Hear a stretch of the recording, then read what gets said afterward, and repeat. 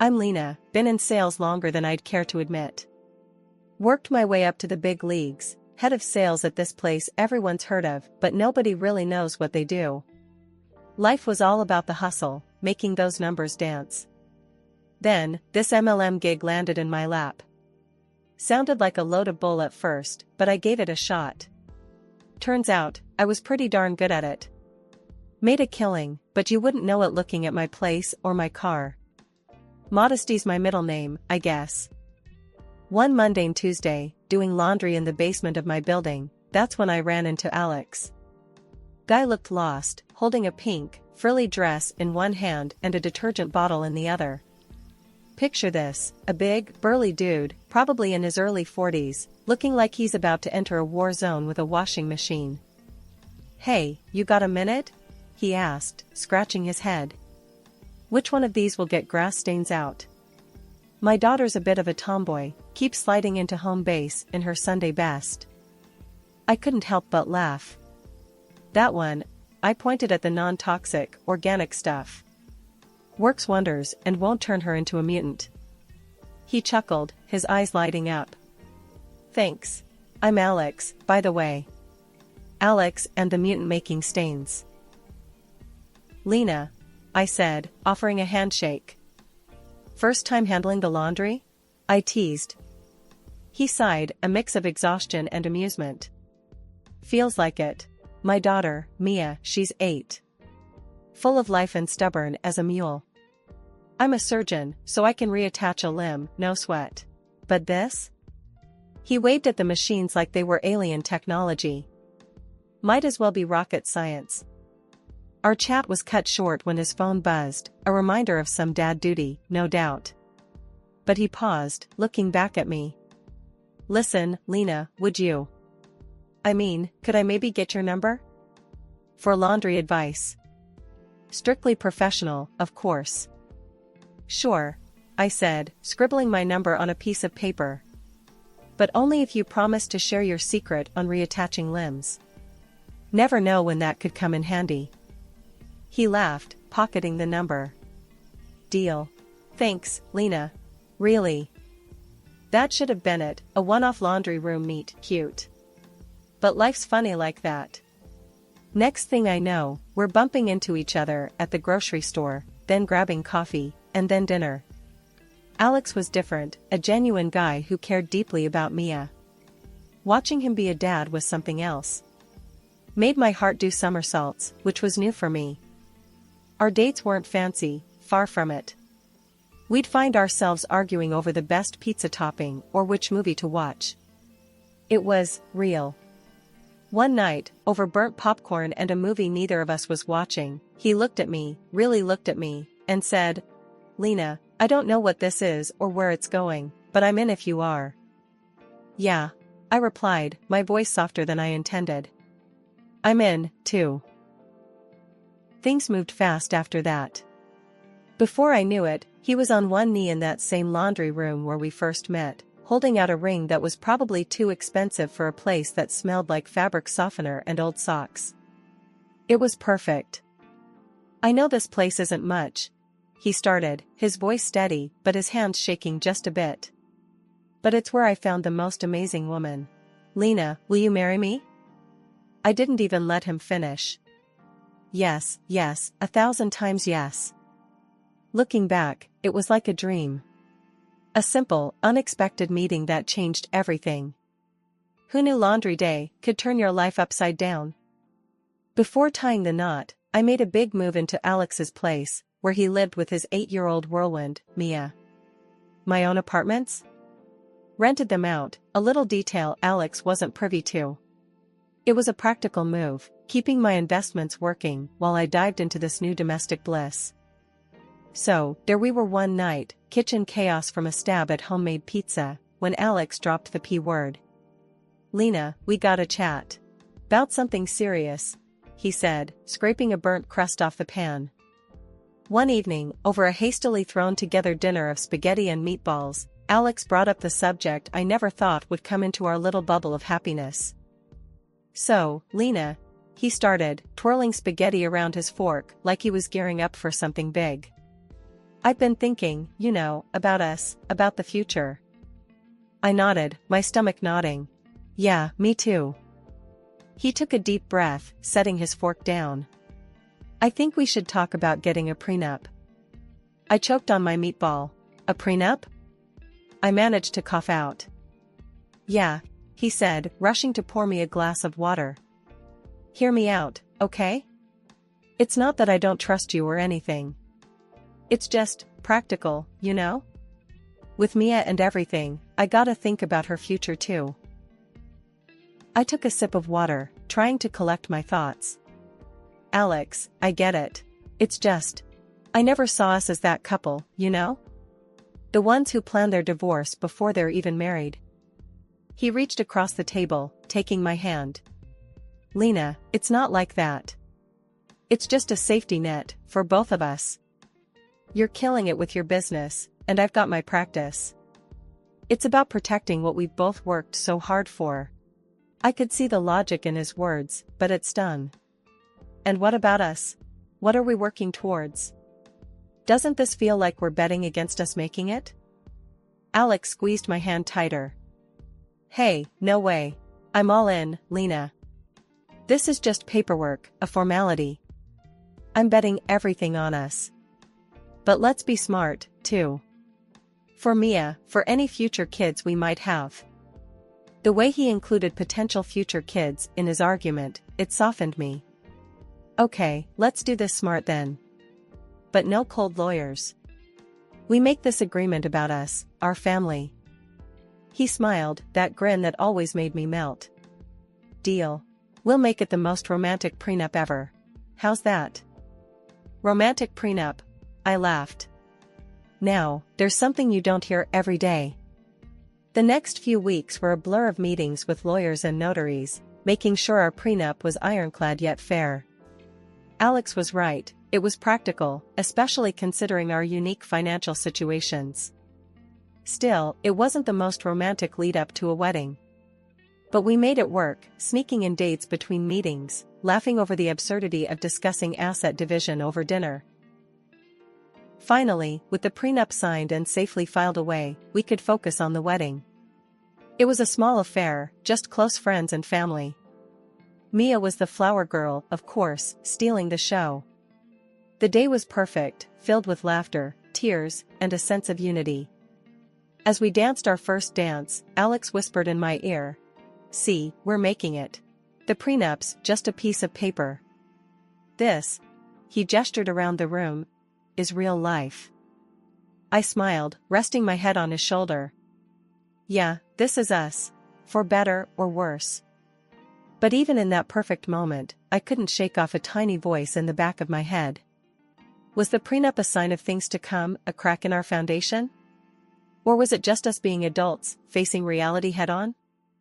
Over time, our home life was a bit off-kilter. Alex threw himself into work, leaving me to juggle running the house, helping Mia with her homework, and squeezing in my own work from a makeshift office in the corner of our bedroom.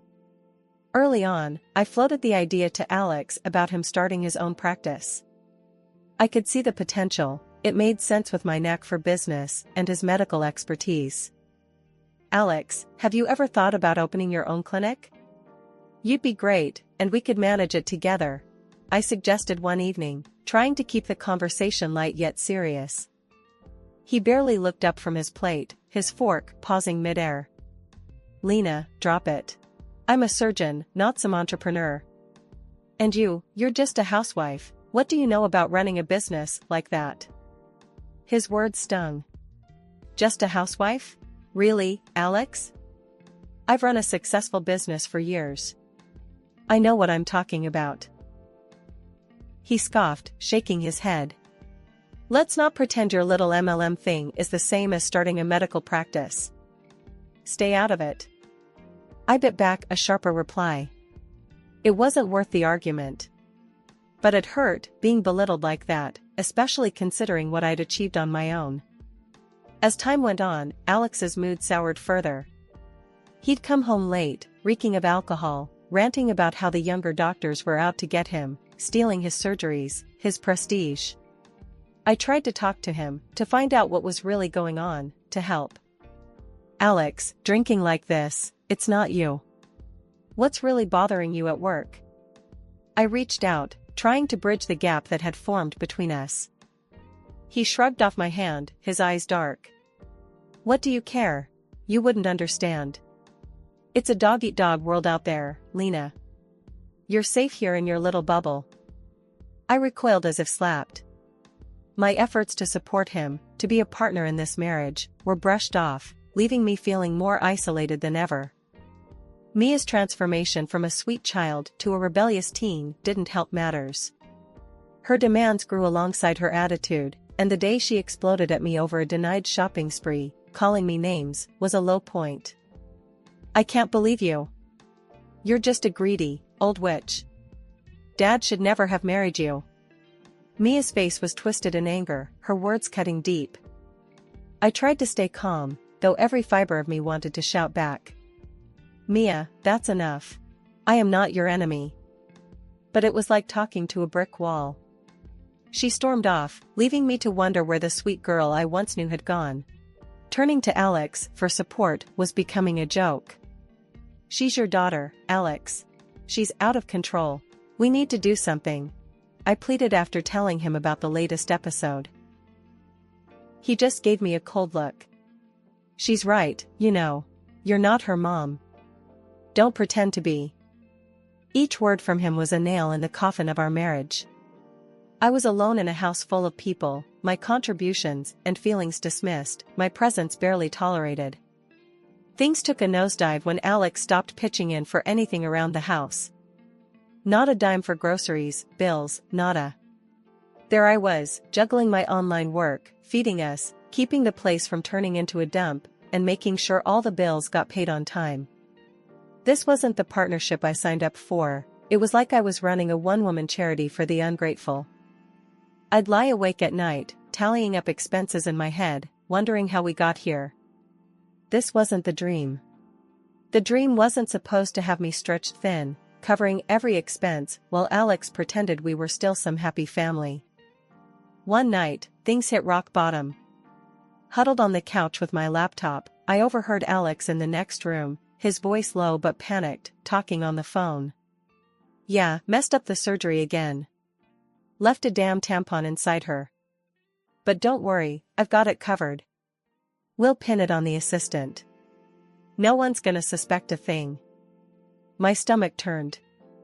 This wasn't just about us anymore, it was about his patience, his ethics. I knew I had to confront him. I couldn't just let it slide. So, I confronted him. Alex, we need to talk about what you said on the phone. You can't seriously be thinking of blaming someone else for your mistake. He whirled on me, his face twisted in anger. Mind your own damn business, Lena. This has nothing to do with you. I was taken aback. Nothing to do with me? Alex, this is about right and wrong. You can't just. Shut up. Just shut up. He shouted, cutting me off. You know what? I'm sick of you. You're a terrible lay, you can't cook for shit, and you're a lousy stepmom to Mia. His words were like a slap. I tried to argue, to defend myself, but he wasn't having any of it. You know what, Lena? I want you out. You're nothing but a drain on me. Get out of my house. Now. Before I could even process what was happening, he grabbed me by the shoulders and shoved me out the door, into the cold night, clad only in my pajamas.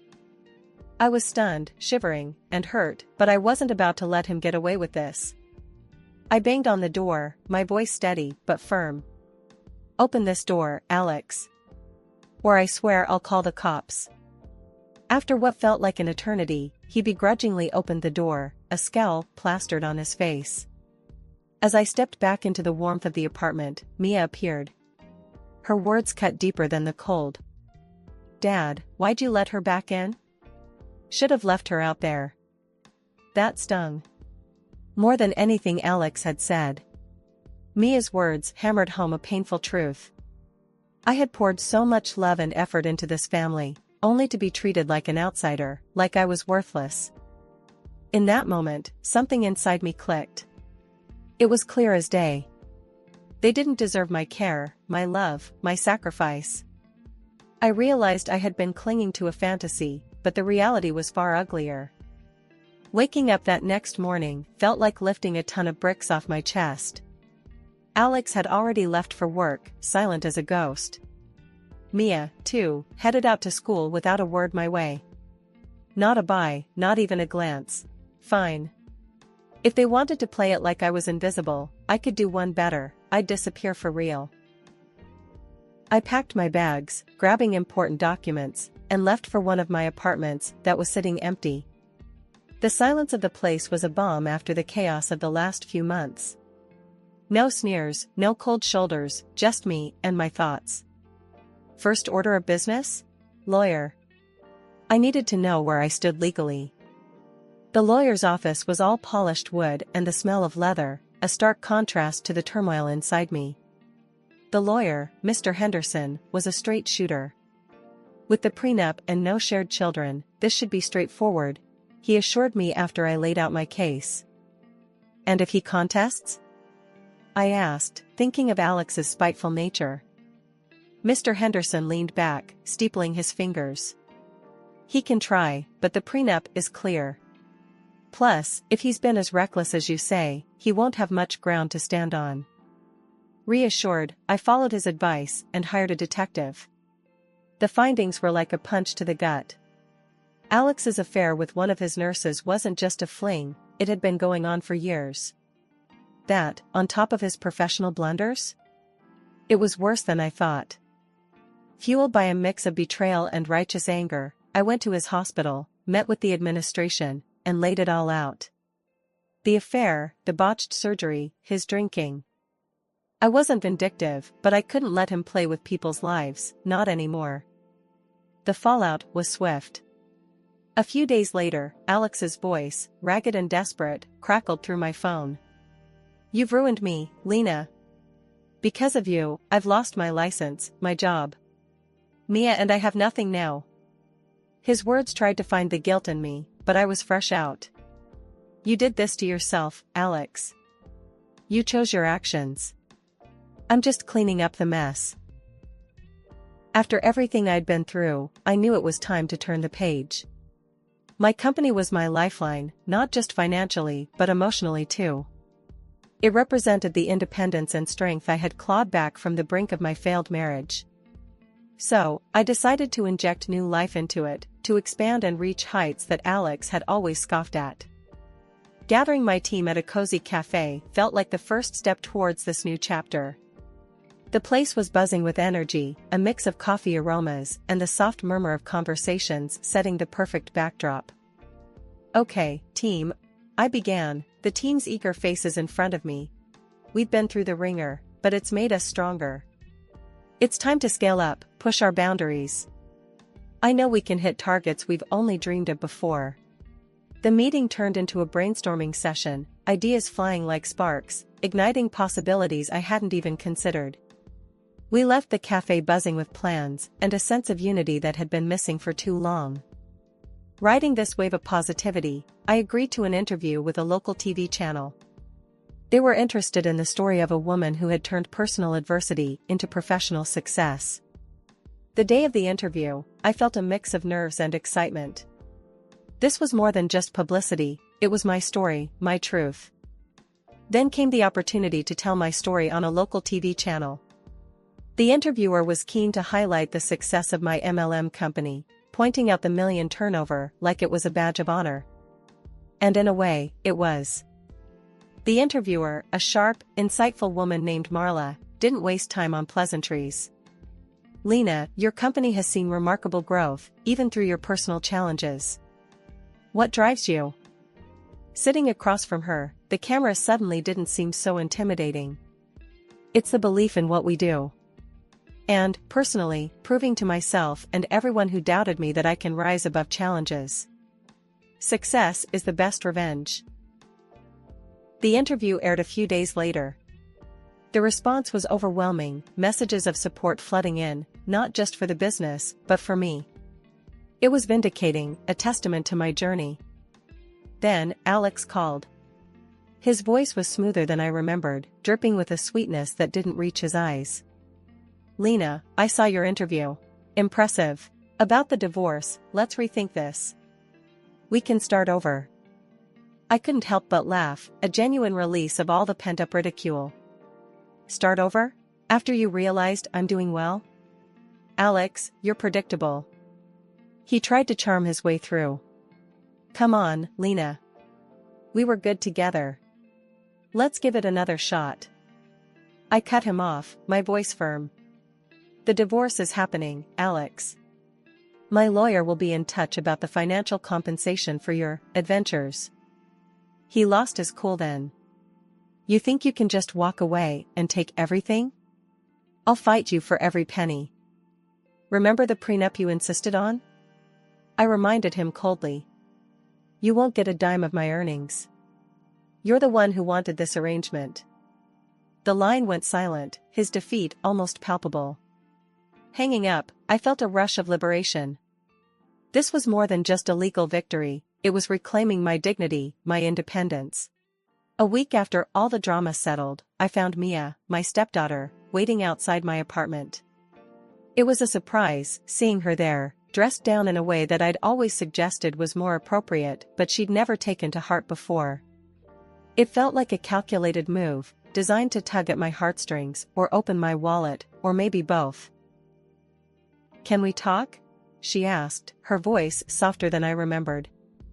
All right, come in, I said, stepping aside to let her enter. This was the first time she'd ever been to my place, and her eyes darted around, taking in the modest furnishings and the neatness I maintained. She hesitated before starting. I want to live with you. I can't stand being with Dad anymore. I looked at her, really looked at her, and all I could see were dollar signs in her eyes. It was clear this wasn't about finding a nurturing home, it was about securing a more comfortable one. Mia, you know that's not possible, I said firmly.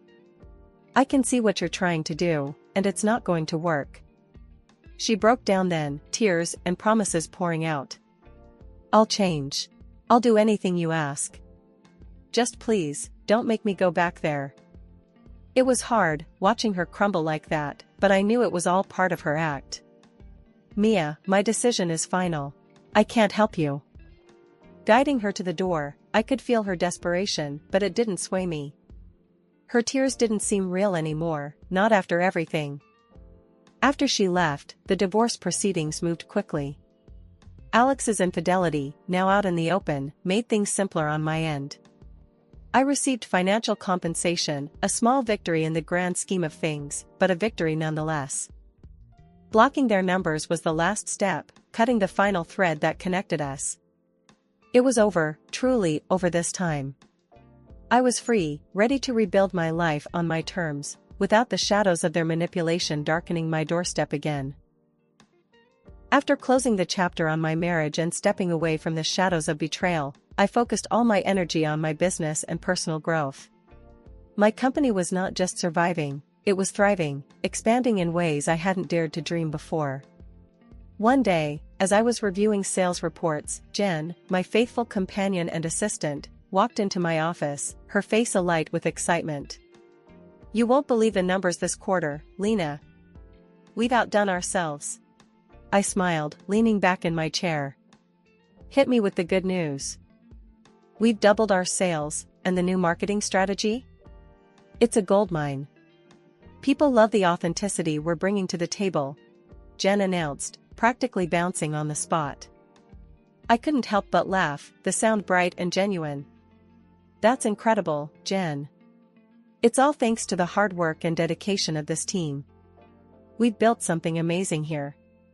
As Jen left my office, full of plans and preparations, I took a moment to soak it all in. The silence of the room was a stark contrast to the chaos of my past, a testament to how far I'd come. I had not only rebuilt my life, but elevated it, creating success and stability out of the ruins left behind by Alex and Mia. My phone rang, breaking the silence. It was a call from a community organization asking if I would be interested in mentoring young women starting their own businesses. The opportunity to give back, To help others navigate the treacherous waters of entrepreneurship and personal growth felt like the perfect next step. I'd be honored, I told them, my voice steady and sure. There's nothing I'd like more than to help others find their path, just as I found mine. Hanging up, I felt a profound sense of contentment. My journey had come full circle, from struggling to stand on my own 2 feet to being in a position to lift others up.